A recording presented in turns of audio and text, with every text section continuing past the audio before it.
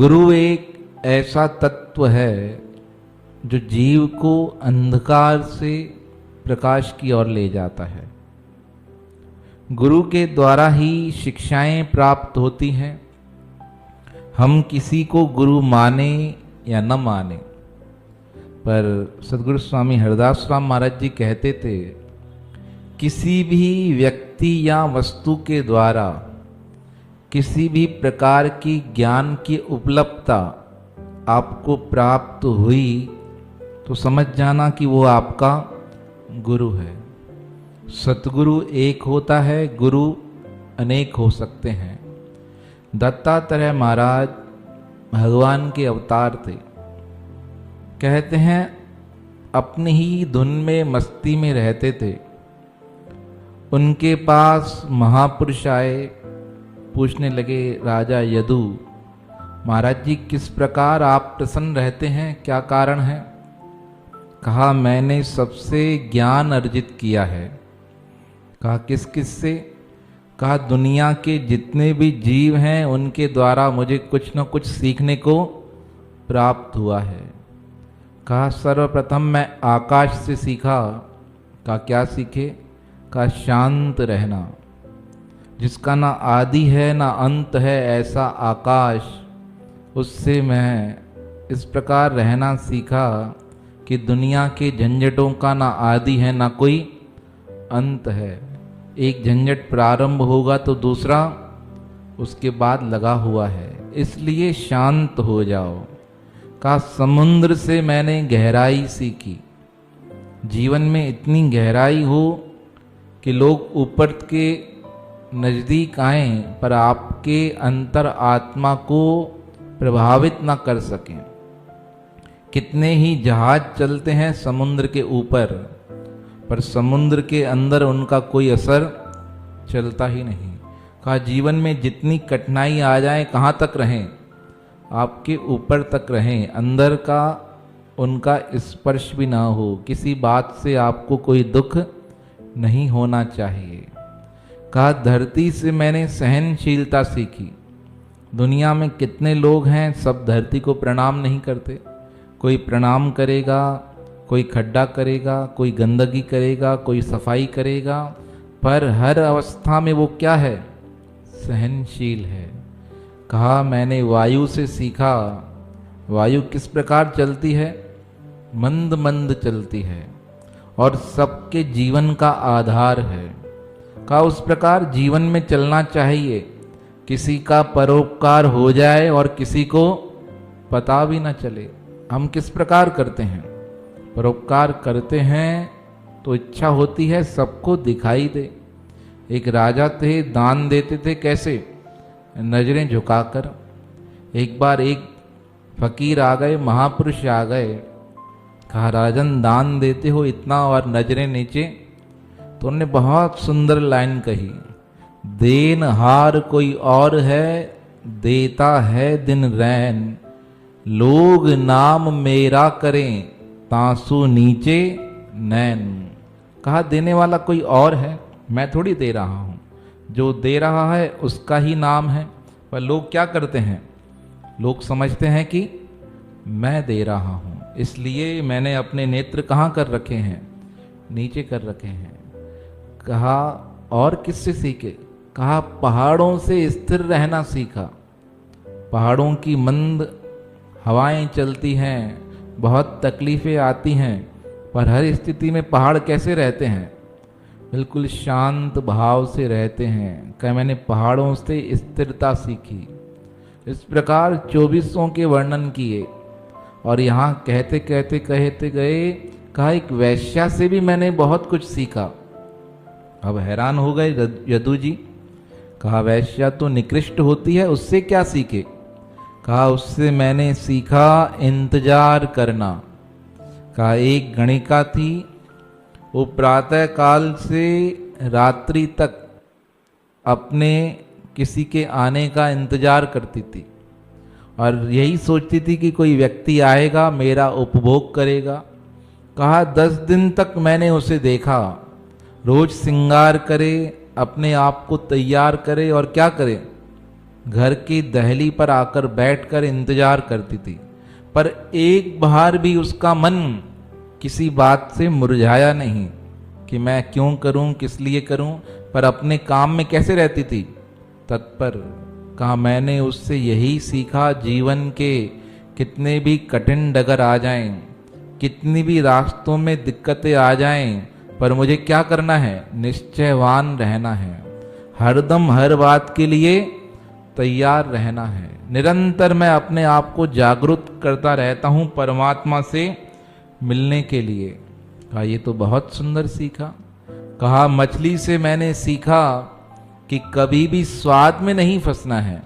मछली किस प्रकार फंसती है, जब कोई कांटा डालता है उसमें आटा लगा होता है, अब आटे को खाने के कारण आती है, अब आटा तो जाता है और क्या हो जाता है, आटे के साथ कांटा फंस जाता है।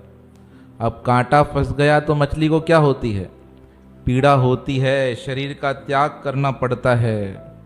कहा मैंने मछली से सीखा किसी भी जीवा की वस्तुओं में मुझे अटकना नहीं है। कहा बहुत सुंदर सीखा। कहा मैंने बालक से सीखा। कहा क्या सीखा, कहा निर्माण होकर रहना। कहा वो कैसे, कहा बालक कैसे रहता है, बालक को प्यार करो तो क्या करेगा, नजदीक आ जाएगा, फिर बालक को डांट दो तो क्या होगा, दूर चला जाएगा। भोला जी पार्सल नहीं आवेगा, टेंशन ना लो, रिफंड ले लो, बस सोशल मीडिया ते अपना बैंक अकाउंट अते फोन दूर चला जाएगा। फिर थप्पड़ लगाकर फिर पास में बुला लो तो क्या होगा, फिर पास आ जाएगा, फिर डांटो तो। अब इतना सब करने के बाद भी बालक के मन में कभी भी क्या होता है, दुख नहीं होता, रोष नहीं होता, ये नहीं सोचता कि मुझे बार बार मार रहे हैं, बार बार बुला रहे हैं। कहा उस बालक से मैंने निर्माणता सीखी कि किस प्रकार जीवन व्यतीत करना है। यदु महाराज कहने लगे ये तो आपने बहुत अच्छा सीखा। कहा और क्या सीखा, कहा एक कन्या को अपना गुरु बनाया। कहा कैसे बनाया, कहा एक दिन एक कन्या की शादी हुई। अब शादी हुई तो शादी में क्या पहनाते हैं, हाथों में चूड़ियां पहनाते हैं। कहा अब हाथों में चूड़ियां पहना दी गई। अब चूड़ियां पहनकर वो घर का काम करने लगी। अब घर का काम कर रही थी तो चूड़ियों की क्या हो रही थी, खनक हो रही थी। कहा उसने एक चूड़ी उतारी, दो उतारी, तीन उतारी, चार उतारी, पांच उतारी। कहा करते करते सारी चूड़ियां उतार दी और एक हाथ में एक रखी, दूसरे हाथ में दूसरी रखी। कहा मैं देख रहा था, बाहर से सुन रहा था। कहा आवाज आना बंद हो गया। कहा आवाज बंद हुई, अपना काम करने लगी। तो यदु जी पूछते हैं उसमें से क्या सीखा।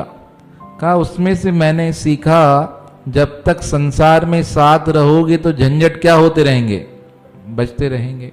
कभी कोई सा बजेगा, कभी कोई सा बजेगा। कहा जितने लोग साथ रहेंगे उतना क्या होगा, झंझट बढ़ता जाएगा। कहा जिस प्रकार चूड़ी एक रही उसी प्रकार कैसे रहना है, एकांत में रहना है। ना कोई मिलेगा, ना कोई झंझट करेगा, ना कोई झगड़ा करेगा। और दूसरा क्या सीखा, दूसरा मैंने सीखा जिस चीज में झंझट हो उसे उतार कर रख दो। हम क्या करते हैं, झंझटों को ही पकड़ लेते हैं। कोई अच्छी बात होगी ना दिन में तो आप विचार करो कौन सी बात याद आती है। जिस चीज से हमें दुख मिलता है ना वही बात हमें याद आती है। कोई आपका अपमान कर जाए तो सारे दिन मन में क्या चलता है, इसने मेरा अपमान कर दिया, इसने मेरा अपमान कर दिया, चलता रहेगा। और आपके बच्चे का रिजल्ट आ जाए, मेरिट में पास हुआ है, अब थोड़ी देर मेरिट का सुनकर प्रसन्न हो जाएंगे, फिर रात को सोने जाओगे तो क्या होगा कि उसने मेरा अपमान कर दिया है। अब दोनों बातें कहाँ चल रही हैं, हमारे मन में, पर हम दोनों बातों को उतार नहीं पा रहे हैं। तो दत्तात्रेय महाराज ने कहा उससे क्या सीखा, कन्या से झंझट को उतार कर रख दो और कैसे सो जाओ, निश्चिंत होकर फिर जो काम करोगे उसमें खटपट नहीं होगी। कहा बहुत सुंदर है महाराज, और किससे सीखा? कहा जल से सीखा। कहा जल से क्या सीखा? कहा जल से मैंने सीखा पवित्र रहना। जल को कितना भी आप दूषित कर दो, नदी नालों से होता हुआ कहाँ चला जाएगा? सागर में। और सागर में जाकर क्या करेगा? पुनः बरसात बनेगा, बरसात बन के पुनः कहाँ गिरेगा? नदियों में। अब गंदा भी हुआ, साफ भी हुआ, पुनः क्या हो गया? पवित्र हो गया। कहा जल के समान रहो। लोग आएंगे, दूषित करके जाएंगे, परेशान करके जाएंगे, पर अब क्या होगा? आप पवित्र के पवित्र रहोगे। कहा महाराज जी ये तो बहुत अच्छा सीखा आपने, बहुत सुंदर सीखा। कहा और किससे सीखा? कहा चंद्रमा से सीखा। कहा चंद्रमा से क्या सीखे? चंद्रमा में तो ऐसा कुछ है ही नहीं। कहा यही तो तुम्हारे में दुर्गुण है, तुम किसी के गुणों को देखते ही नहीं। कहा चंद्रमा से क्या सीखा? कहा चंद्रमा से मैंने सीखा, एक महीने में चंद्रमा 15 दिन क्या होता है? छोटा, और 15 दिन बड़ा होता है। पर है तो चंद्रमा ही। अब 15 दिन छोटा 15 दिन बड़ा होने में कोई दुख उसे नहीं होता है। कहा कभी किसी सभा में चले जाओ, लोग तुम्हें छोटा मान ले तो मन में क्या करना? दुख मत करना। किस लिए? कि समझो कि 15 दिन लोग मुझे क्या मान रहे हैं? छोटा। और 15 दिन बाद सम्मान मिल जाए तो मन में क्या करना? अभिमान मत करना। इस प्रकार रहोगे तो जीवन कैसा रहेगा? सदैव सुखी बना रहेगा। कहा ये बात तो सही है। कहा और किससे सीखा? कहा सूर्य से सीखा। कहा महाराज सूर्य से तो कोई सीख ही नहीं सकता। कहा किस प्रकार नहीं सीख सकता? सूर्य से किसने सीखा था पता है? हनुमान जी ने। हनुमान जी ने मन में निश्चय किया कि हमें गुरु करना है। अब गुरु करने के लिए ढूंढे, गुरु कोई मिले ही नहीं योग्य। कहा हमारे गुरु तो कौन बन सकते हैं? सूर्य नारायण भगवान। अब सूर्य जी के पास गए, महाराज जी दीक्षा दो। अब सूर्य महाराज ने कहा दीक्षा तब देंगे जब हम एक जगह बैठें, और हमारा काम क्या है? रोज चक्कर ही चक्कर। अब बैठे बिना दीक्षा दे नहीं सकते। तो हनुमान जी विचार करने लगे क्या करें। तो एक हनुमान जी ही ऐसे हैं जिन्हें पवन पुत्र कहा जाता है, जो इतने बलशाली हैं, विवेकवान हैं, बुद्धिमान हैं। कहने लगे महाराज जी आप नहीं बैठ सकते, रुक नहीं सकते, तो जैसे आप चल रहे हैं ना उसी स्पीड में हम आपके साथ चलेंगे। तो सूर्य नारायण कहने लगे ऐसा कोई ज्ञान देता है क्या? चलते चलते दोनों का मुख ऐसे होगा तो कैसे ज्ञान लोगे? कहा महाराज जी आप हमारी तरफ देखना, हम आपकी तरफ देखेंगे। सूर्य नारायण ने कहा ऐसा कर सकते हो? कहा महाराज जी प्रभु की कृपा है, आप प्रारंभ कीजिए ज्ञान देना। अब सूर्य नारायण भगवान ने ज्ञान दिया। कहते हैं हनुमान भगवान सूर्य की गति के अनुसार ही चलते रहे। जिस प्रकार सूर्य स्पीड बढ़ाते तो क्या होता? हनुमान जी भी अपनी गति बढ़ा देते। अब हनुमान जी चल रहे हैं उल्टे और सूर्य देवता कैसे चल रहे हैं? सीधे। बहुत प्रसन्न हो गए, बहुत प्रसन्न हुए। कहा हनुमान मैं तुम्हारी गुरु भक्ति पे बहुत प्रसन्न हुआ हूं और तुम्हें शिष्य बनाकर मैं धन्य हो गया हूं, कुछ मांग लो। कहा प्रभु बस आपकी भक्ति बनी रहे। अब हनुमान जी ने कहा महाराज जी आप कुछ मांग लो जो आपको चाहिए। तो सूर्य नारायण भगवान के आंखों में आंसू आ गए। पूछने लगे महाराज आप गुरु हो, रोते क्यों हो? कहा जीवन में सब कुछ ठीक है पर मेरा बेटा योग्य नहीं है। कहा महाराज जी कौन सा बेटा? कहा जो शनि है ना, मेरा कहना मानता ही नहीं है। कहा महाराज जी तो क्या करना है? कहा उसे योग्य बना दो। कहा महाराज इतनी सी बात? अब सूर्य नारायण के कहने पर ढूंढने निकले हनुमान जी किसको? शनिदेव को। सब जगह ढूंढे, मिले ही नहीं। कहाँ जाकर बैठ गए थे? रूठ कर बैठ गए थे अपने पिता से। शनि देवता बहुत रूठ जाते हैं। अब रूठ कर बैठ गए, हनुमान जी गए मनाने, कहा चलो। कहा कहाँ चलो? कहा पिताजी याद कर रहे हैं। कहा हम नहीं चलेंगे। कहा क्यों नहीं चलोगे? कहा हमारी बात मानते ही नहीं हैं। हमारी माताएं दो हैं, एक की बात मानते हैं, एक की बात नहीं मानते हैं। कहा हुआ क्या? कहा हमारे घर में जितने भी लोग हैं सबकी पूजा होती है, हमारी कोई पूजा करता ही नहीं। कहा कैसे? कहा हमारी बहन है यमुना, सब स्नान करने जाते हैं, क्या करके आते हैं? पूजन करके आते हैं। कहा हमारे भाई हैं यमराज जी, बहुत बड़ी पदवी, कोई मर जाता है तो किसकी पूजा की जाती है? यमराज जी का आह्वान किया जाता है, प्रभु आइए इसे लेकर जाइए। कहा हमारे विषय में तो ऐसा है, कोई देख ले तो लोग क्या कहते हैं कि ये सही नहीं है, शनि ने देखा है तो क्या होगा? काम बिगड़ जाएगा। हनुमान जी ने कहा इतनी सी बात है? कहा नहीं, हमारी पूजा होती नहीं, इसलिए हमने पिताजी को अर्जी लगाई है, पिताजी भी कुछ कर नहीं पा रहे हैं। कहा चलो हमारे साथ। कहते हैं पकड़ कर लेकर गए। अब लेकर गए, सूर्य देवता प्रसन्न हो गए, तुम हमारे बेटे को लेकर आए हो। तो हनुमान जी बहुत जोर से हंसे, कहते हैं आप पिता हो, इसकी बात तो सुनो। आपका बेटा कहता है सब जगह इसे कैसे देखते हैं, निकृष्ट दृष्टि से बुरा मानते हैं, इसलिए ये उदास रहता है। तो सूर्य नारायण कहने लगे मैं क्या कर सकता हूँ? कहने लगे प्रभु आप कुछ मत कीजिए, हम ही कर देते हैं। कहा क्या करोगे? कहा इनको दुख है ना अपने जीवन का, इनका दुख समाप्त कर देते हैं। अब कहा किस प्रकार करोगे? कहा शनिवार का दिन इनका है, हम अपनी पूजा का दिन कौन सा निर्धारित करते हैं? शनिवार। कहा जो शनिवार के दिन हमारी पूजा करेगा उसका आधा फल किसको मिलेगा? शनिदेव को। और शनिदेव प्रसन्न होंगे तो क्या होगा? जीवन से दुखों की समाप्ति हो जाएगी। कहा ये तो अच्छी बात है, शनिदेव प्रसन्न हो गए। कहने लगे शनिदेव और क्या चाहिए? कहा ये तो दिन निर्धारित हुआ, कोई तो सेवा हो। कहा बस सेवा चाहिए ना? कहा राम जी को हम बाद में कहेंगे, पर हम तुम्हें अभी से अधिकार देते हैं, दुनिया में जितना भी न्याय होगा ना, उस न्याय के स्वामी कौन है? शनिदेव। का अभी से अधिकार दे दिया। अब शनिदेव को कौन सा अधिकार मिल गया? न्याय करने का। इसलिए कभी कभी हम देखते हैं ना, कोर्ट में न्याय होता है, कभी अच्छा होता है, कभी बुरा होता है। जिसके ऊपर वक्र दृष्टि होती है शनि की, क्या होता है? फेल हो जाता है। और जिस पर प्रसन्न रहे क्या होता है? पास हो जाता है। ये सब किसका आशीर्वाद है? हनुमान जी का। और हनुमान जी ने किस प्रकार किया? अपने गुरु जी के लिए गुरु दक्षिणा दे दी। अब दत्तात्रेय महाराज कहने लगे कि मैंने सूर्य को गुरु बनाया। कहा सूर्य को गुरु बनाया तो सूर्य से क्या मिला? कहा सूर्य से एक बहुत अच्छी बात सीखी मैंने। कहा कौन सी? कहा जितने भी जीव जंतु हैं उन सब पर सूर्य का क्या पड़ता है? प्रकाश पड़ता है। सूर्य देवता कभी यह नहीं सोचते कि इसने मेरी पूजा की, इसने नहीं की, इसने पूजा नहीं की है, इसने जल नहीं चढ़ाया है, इसको अंधकार में रखूं, ऐसा नहीं सोचते। वो गंदगी में भी क्या करते हैं? प्रकाश करते हैं। और जहां पर अच्छी जगह हो वहां पर भी क्या करते हैं?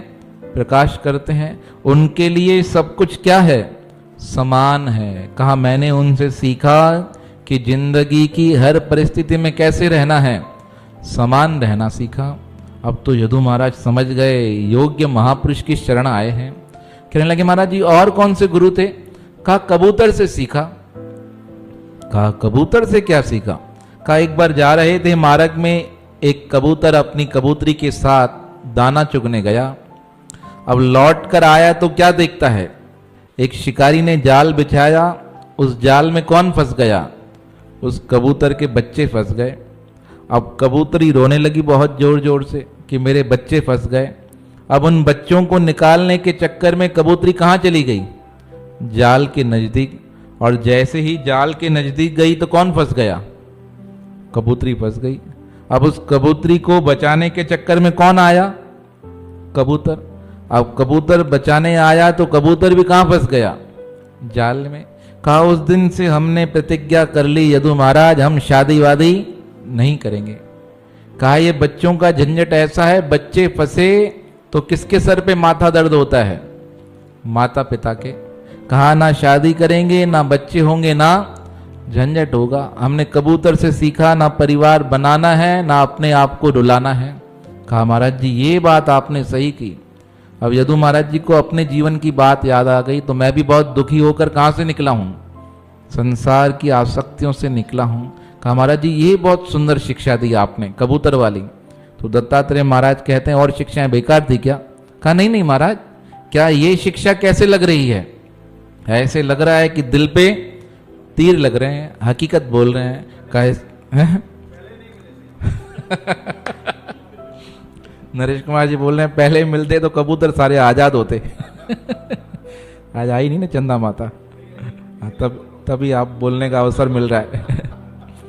तो अब यदु महाराज अपने दुख का वर्णन करने लगे। आप कहने लगे महाराज जी और किससे सीखा? कहा अभी तो बहुत सीखे हैं। कहा किससे? कहा अजगर से। कहा महाराज अजगर तो लेटा रहता है सारा दिन, उससे क्या सीखे? कहा यही तो सीखे, अजगर करे ना चाकरी, पंछी करे ना काम, दास मलू का कह गए सबके दाता राम। कहा ये क्या सीखे अजगर से?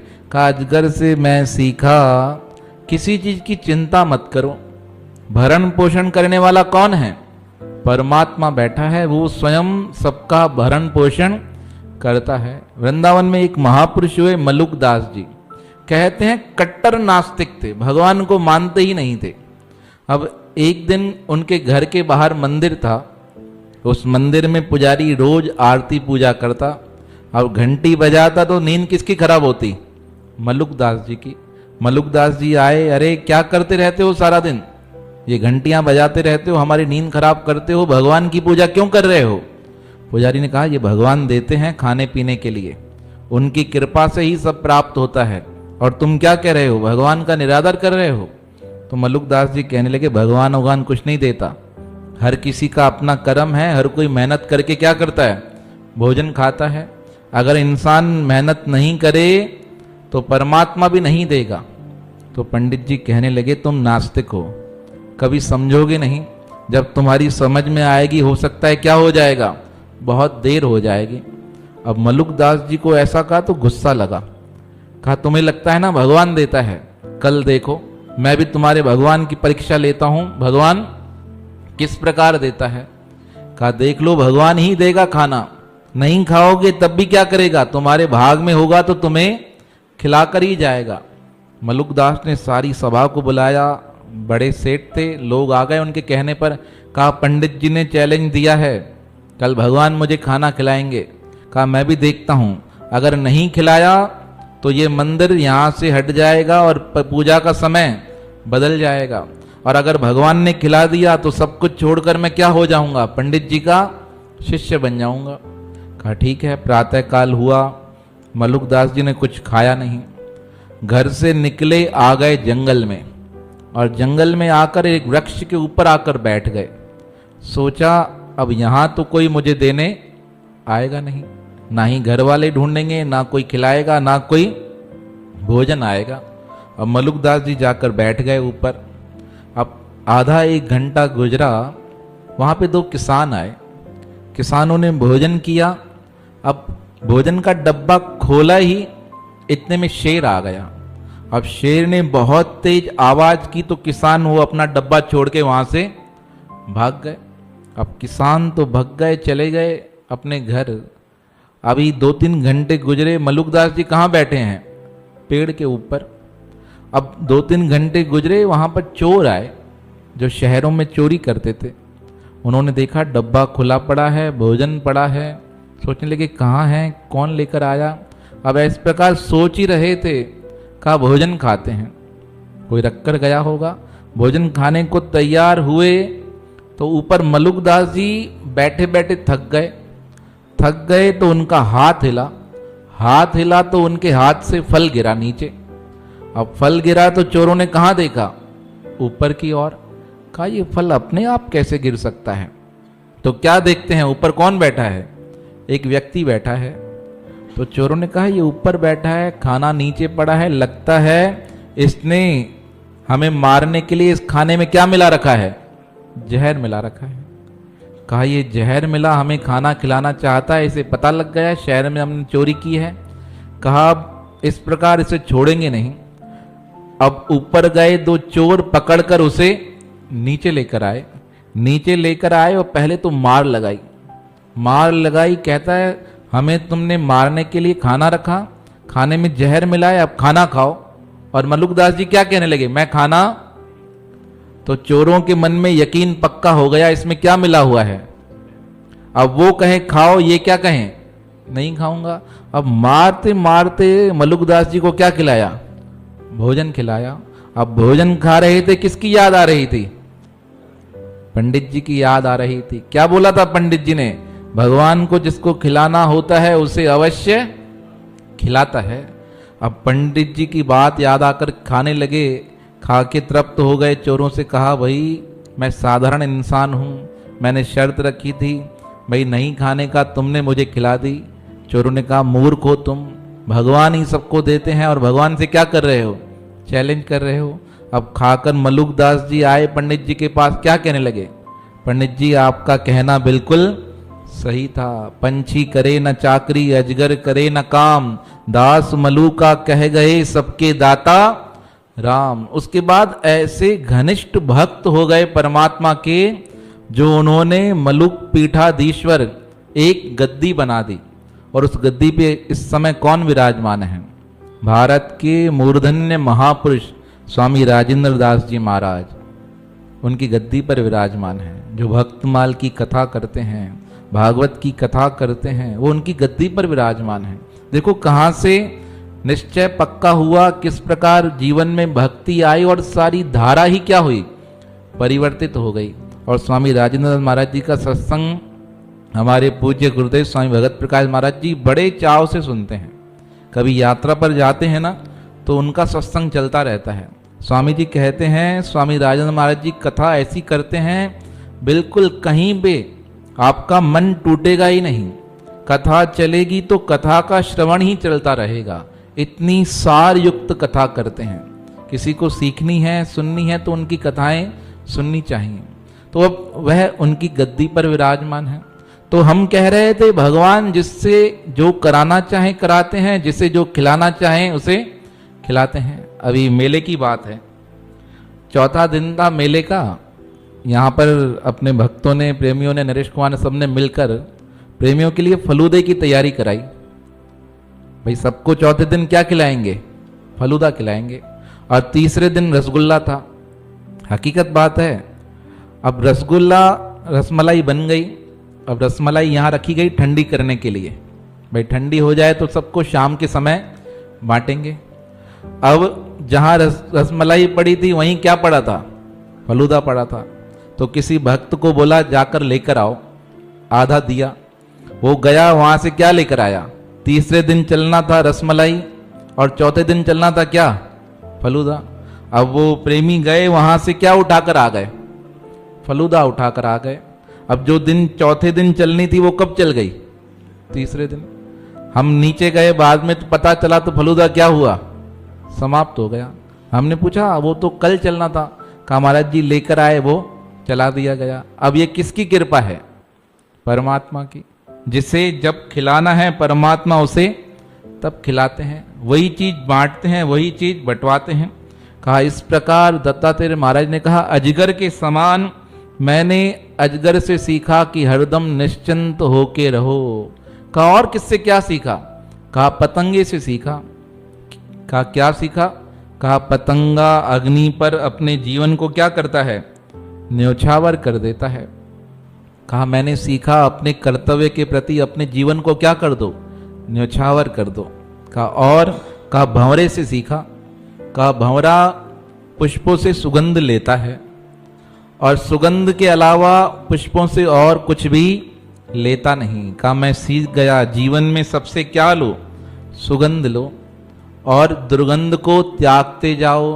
दुर्गंध का त्याग करोगे तो जीवन क्या होगा, महक जाएगा। कहा भंवरे से मैंने ये सीखा। कहा मधुमक्खी से मैंने सीखा कि सब स्थानों से क्या लेकर आओ, रस लेकर आओ। और हम सब जग जाते हैं, क्या लेकर आते हैं, दूसरों की बातें लेकर आएंगे, यहाँ की वहाँ की, इसने ये किया उसने वो किया। कहा मधुमक्खी क्या करती है, जाती है और रस लेकर आ जाती है और क्या बनाती है, उस रस से शहद बनता है। फिर किसी को खांसी हो, जुखाम हो तो किस में काम आता है, वो शहद काम आता है। कहा मधुमक्खी से एक चीज और सीखी। कहा क्या सीखा, कहा मधुमक्खी से एक चीज और सीखी, जो चीज बन जाए उसका इस्तेमाल कर लो। कहा ऐसे क्यों कहते हो? कहा स्वयं बनाती जाती है, जब बनकर तैयार होता है तो क्या होता है, एक व्यक्ति कंबल ओढ़ के आता है, आग लगाता है, मधुमक्खियों को भगा देता है और सारा शहद कौन लेकर आता है, इंसानों को मिल जाता है। इसलिए चीजों को जमा कर मत जाओ, उन चीजों का क्या करो, सदुपयोग करो। कहा धन की 3 गतियां हैं। प्रथम गति दान है, दूसरी गति कौन सी है, उपभोग है, तीसरी गति क्या है, नाश है। कहा दान करो, दान नहीं कर सकते तो क्या करो, उपभोग करो। नहीं तो मधुमक्खी की तरह क्या करोगे, आप जमाते जाओगे जमाते जाओगे जमाते जाओगे, पीछे कौन खर्च कर देगा? आपकी संतान योग्य है तो पूजा पाठ करेगी, आपके लिए करेगी, निमित्त करेगी। अगर योग्य नहीं है तो क्या करेगी, एक टीवी की जगह 10 टीवी रख देगी घर में। पैसे किसके थे, पैसे माता पिता के, लगा दिया टीवी 10। आपने 5 लाख इकट्ठे किए 2 सालों में और 10 टीवियां आ गई। एक दिन में कितने खर्च हो गए, एक दिन में 7 लाख खर्च हो जाएंगे। 2 लाख बेटा अपना खर्च करेगा। 1 मिनट भी नहीं लगा उसे ऑर्डर देने में। आजकल तो कौन सा सिस्टम है, ऑनलाइन में बटन दबाओ, बंदा हाजिर है, लो टीवी। आपने आधा घंटा पहले सोची और टीवी आपके घर पे क्या कर रही है, नाच रही है, चल रही है। कहा इसलिए उपभोग करो वस्तुओं का। कहा महाराज जी ये तो बहुत अच्छा सीखा। कहा हिरन से सीखे। कहा हिरन से क्या सीखा? कहा हिरन से सीखा शब्दों के चक्कर में मत पड़ो। बहुत लोग अच्छा बोलते हैं ना, अच्छा बोल बोल के क्या करते हैं, ठग लेते हैं। हमारे आश्रम के एक संत थे जयपुर में, उनका नाम नहीं बताएंगे। एक बार बैठे थे, देखो आपसे बातें होती है ना तो चीजें याद आती जाती हैं। लोग होना नहीं होना मायने नहीं रखता, अपने मन की प्रसन्नता मायने रखती है। तो एक बार वो संत जी बैठे थे, बहुत बड़े संत थे, नाम उनका नहीं लेंगे यहाँ से। वो बैठे थे, उनके पास 2 लोग आए, कहने लगे महाराज जी बहुत दूर से आए हैं, नई दुकान खोली है और गड्डी निकाली 1000 की, और उन्होंने कहा इनके हाथ लगा दो महाराज जी, तो हम क्या करेंगे, हमारी दुकान पर क्या होगा, बरकत हो जाएगी। वो हिप्नोटाइज करते हैं ना, सम्मोहन कर दिया। अब संत जी ने कहा नहीं हम हाथ नहीं लगाएंगे, आप गुरु महाराज जी के उधर जाओ, उधर रख कर आ जाओ, छुआ कर आ जाओ। कहा नहीं महाराज आपसे ही हाथ लगाना है। अब संत जी ने 1 नोट निकाला, कहा डाल आओ। 50 का नोट निकाल के अपने शिष्य को कहा क्या करो, गुरु महाराज जी के इधर डाल के आ जाओ। अब उनके भक्त गए वहां नोट डालने के लिए। यहां पर वो 2 लोग और कौन खड़े थे, संत जी बैठे थे।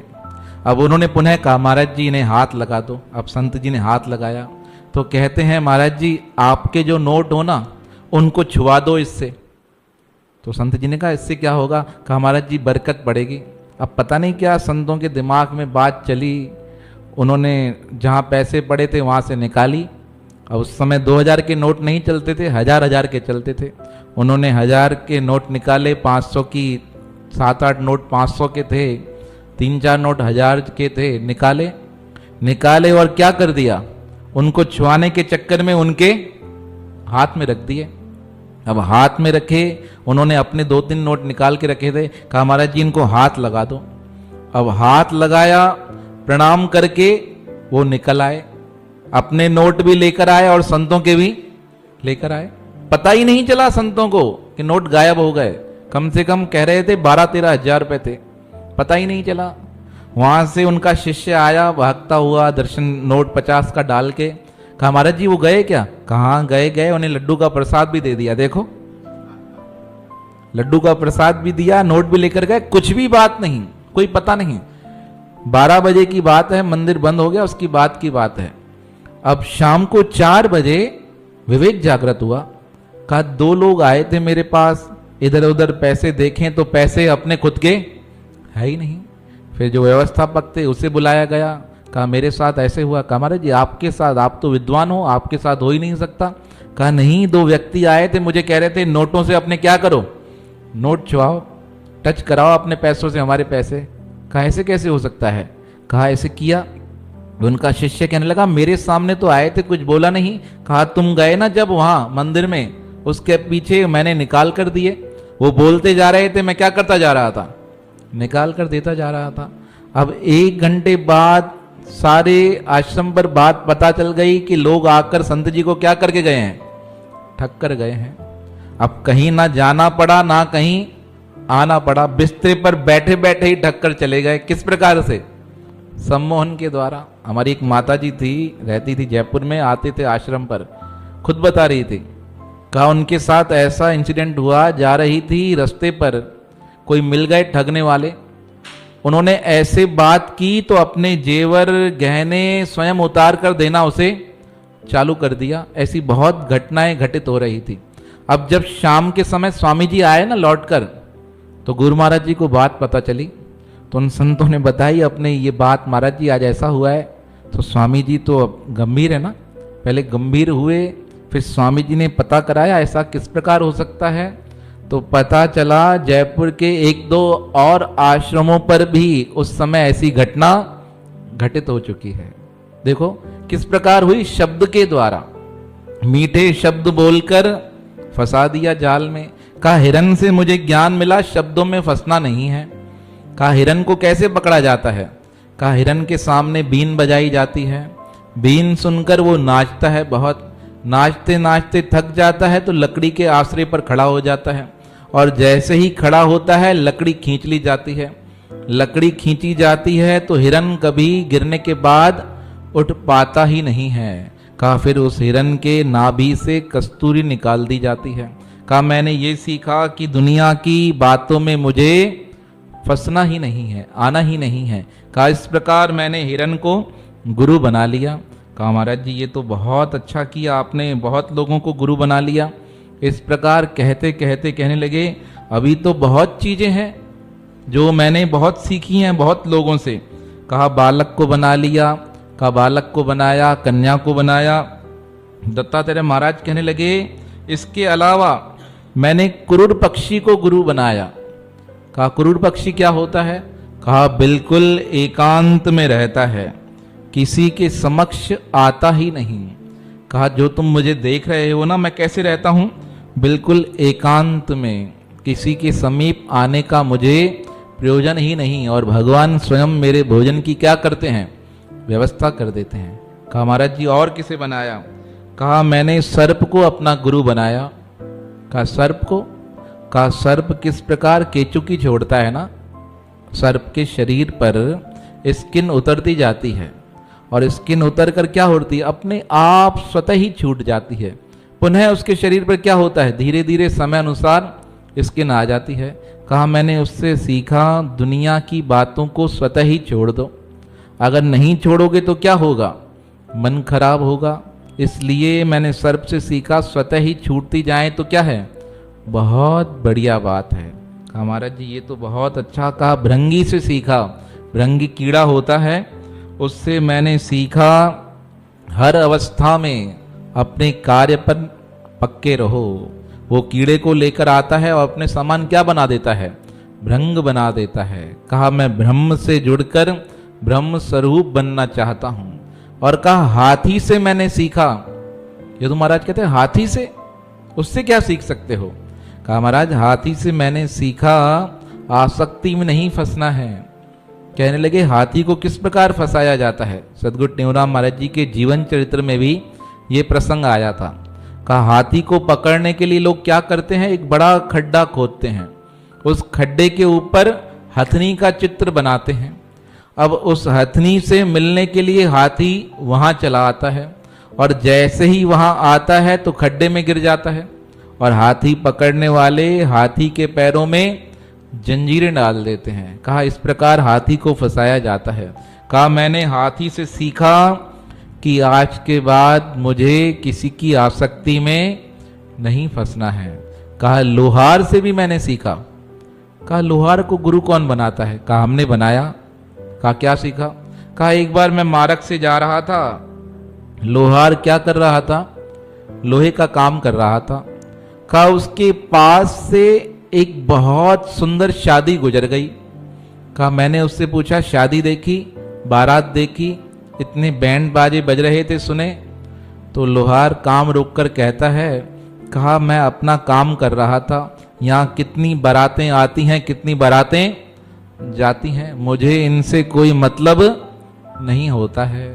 कहा मैंने उससे सीखा जीवन में बहुत बातें आएंगी जाएंगी, लोग परेशान करेंगे, करने वाले तपाकर जाएंगे, परेशान करके जाएंगे, खुश करके जाएंगे, पर मुझे क्या करना है? मुझे अपने काम से मतलब रखना है। कहा मैंने लोहार से ये सीखा।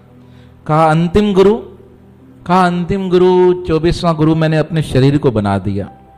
कहा शरीर से क्या सीखा? कहा शरीर से मैंने यही सीखा, शरीर नश्वर है। आज से 7 साल पहले मेरा जो शरीर था अब वैसा मेरा शरीर नहीं है। आज से 10 साल पहले मेरा शरीर था वैसा मेरा शरीर आज नहीं है। बचपन में देखो कोई बालक कितना सुंदर लगता है, धीरे धीरे काम में व्यस्त हो जाए वही बालक, उसका शरीर ही परिवर्तित हो जाता है, रंग रूप सब क्या हो जाता है, बिल्कुल परिवर्तन आ जाता है। कहा मैंने शरीर से सीखा कि जीवन क्या है, क्षणभंगुर है, और इस क्षणभंगुर में जीवन में क्या करो, किसी ना किसी सद्गुरु की शरण ले लो। सद्गुरु की शरण लेने से क्या होगा, तुम्हारे जीवन का कल्याण हो जाएगा। और बहुत सुंदर उपदेश दिया, परम पावन गुरु तेरी हूंदावन गुरु, आवन जावन गुरु मेरा ही मिटाइए, हम हैं अजान गुरु आप हो सुजान गुरु, आत्म का ज्ञान गुरु मुझको सुनाइए, तरन तारन गुरु करन कारण गुरु, विघ्न तारन गुरु बिगड़ी बनाई, कहते हूँ सतगुरु राखो मेरी पत गुरु, ऊंची कर मत गुरु चरण लगाइए। कहा ऐसे गुरु की शरण में पड़ जाओ।